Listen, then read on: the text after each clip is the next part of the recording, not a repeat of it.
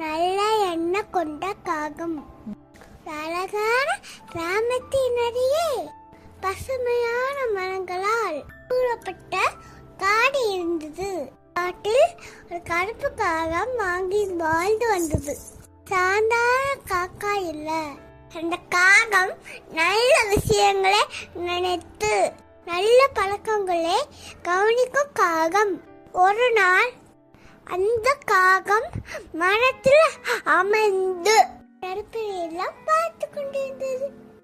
சில தங்களிடம் உள்ளதை குழுப்பாக இருப்பதை கவனித்தது. பார்த்து காக்கா கவலைப்பட்டுச்சு. அந்த நேரத்துல காடெல்லாம் அமைதியா இருந்தது. பறவைகள் மெதுவாக பறந்தது.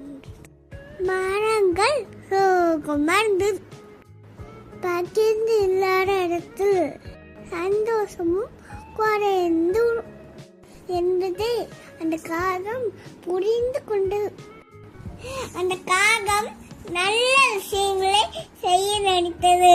யாராவது கொஞ்சம் உணவு கொடுத்தா அந்த இடத்துல நல்ல மாற்றம் கவனித்தது. ஒரு திருக்குறள் ஞாபகம் வந்தது. ஈடே சிப்பது வாழ்தல், அது வல்லது, ஊதியம் இல்லை உயிருக்கு.